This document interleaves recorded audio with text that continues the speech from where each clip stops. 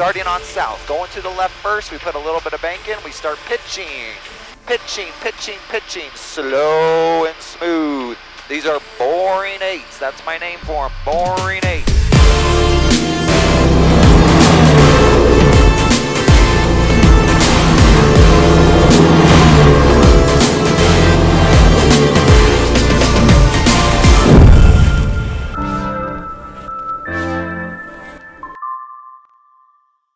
Hey guys, welcome back. Sam Terrell, the Northwest Aeronaut. We're back today with another deep dive. Today talking about lazy eights, one of my favorite commercial maneuvers. You know, I say that about all the commercial maneuvers, but I mean, what can I say? They're all my favorite.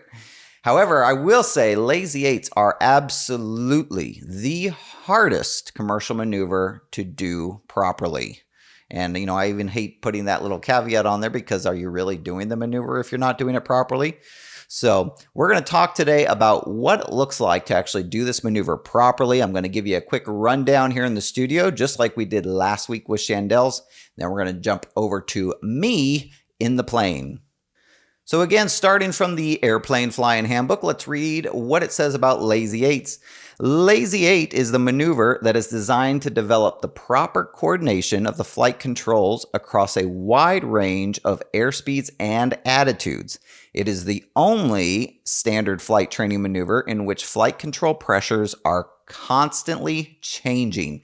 And that is a big point there, folks. Our flight control pressures should always be changing throughout this whole maneuver.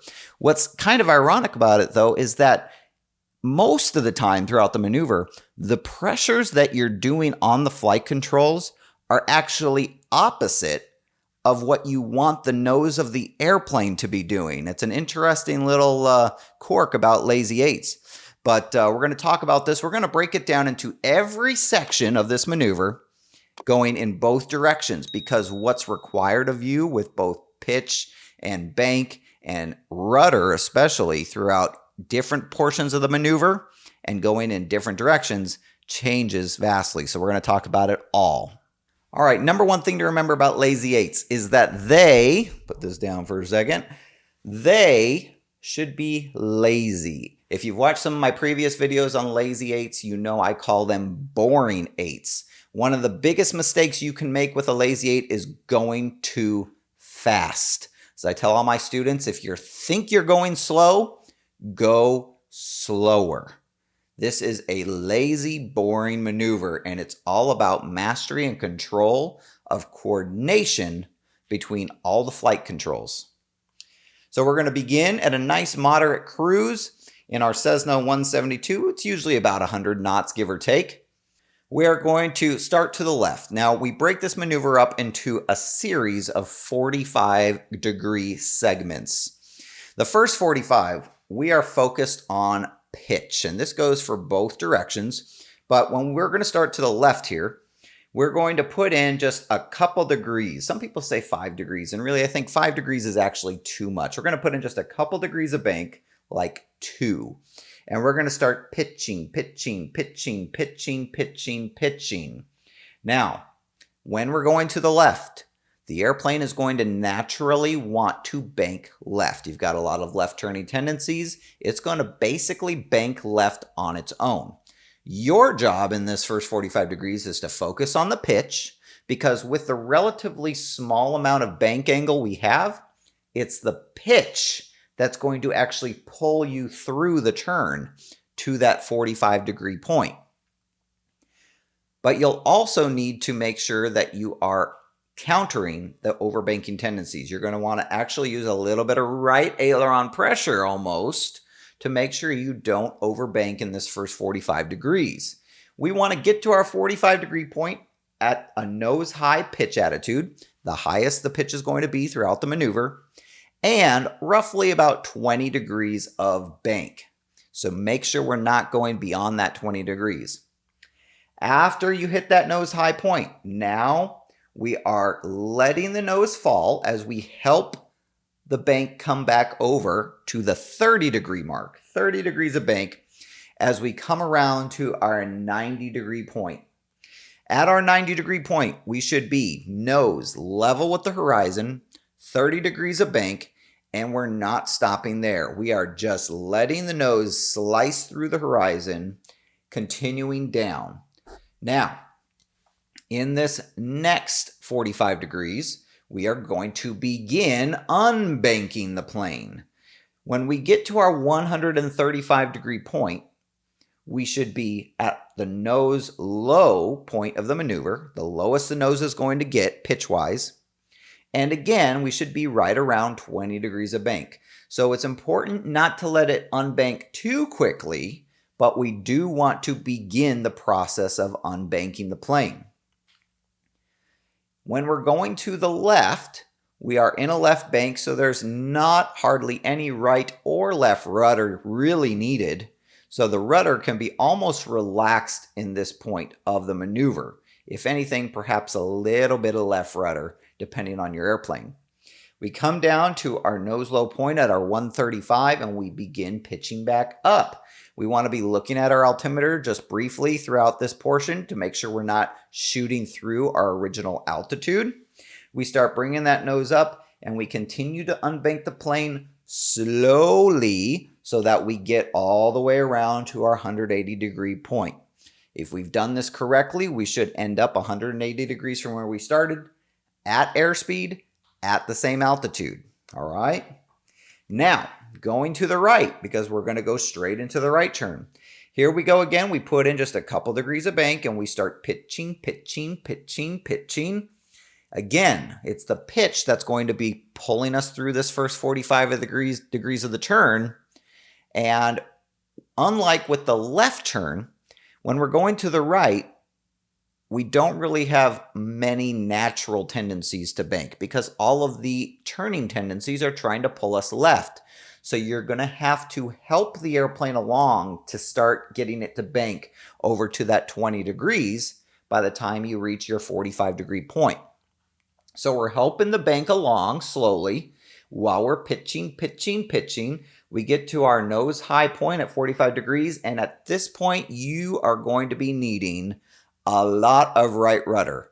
In fact, the next 45 degrees of this turn, from the 45 degree point to the 90 degree point, should really be all right rudder. Right rudder is going to be responsible for everything in this turn, and you are simply going to make sure that the nose doesn't fall too quickly. And you're going to also need to make sure you're doing a little bit of a left aileron pressure to prevent the plane from overbanking with all that right rudder in there. Once we hit that 90 degree point, once again, we are at the horizon, slowest airspeed throughout the maneuver, and at 30 degrees of bank. From here, as we slice through the horizon, we need to relax that right rudder pressure almost completely. Because as our nose goes down and we start gaining airspeed, all of those previous left turning tendencies are now becoming right turning tendencies. So we need to relax that right rudder pretty much to the point where our feet are just off the rudder. Then as we hit our nose low point at our 135, we're going to be at 20 degrees of bank once again. We're going to be bringing that nose up nice and steadily. And that's when we may end up adding a little bit more right rudder in as we come up to nose level. But we should end at 180 degrees from where we started on airspeed at altitude. And that's your Lazy 8. Let's go ahead and jump in the airplane so we can see how we actually fly this maneuver in the sky. All right, guys, Lazy 8s going to the left first.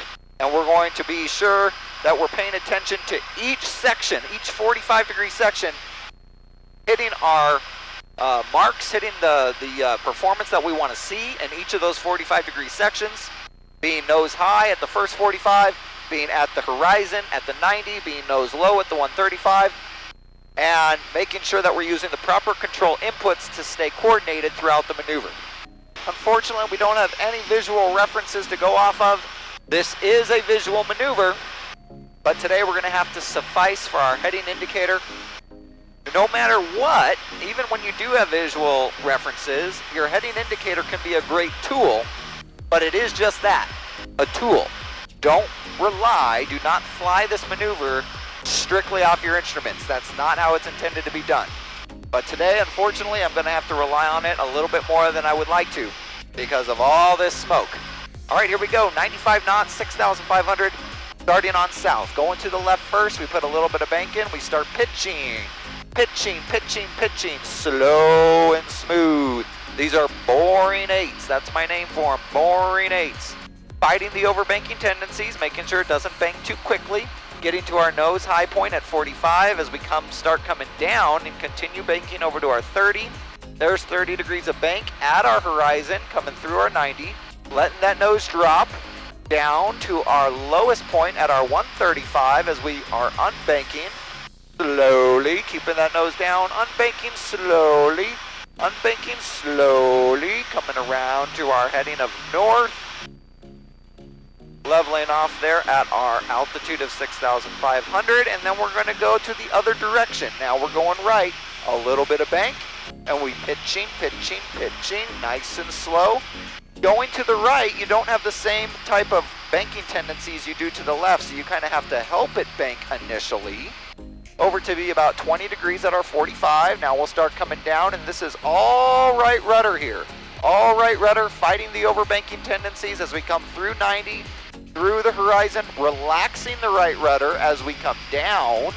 You have to relax that right rudder as we come down, coming through, and coming back to our original altitude, back to our original heading of south, nice and smoothly, nice and slowly. These are lazy eights.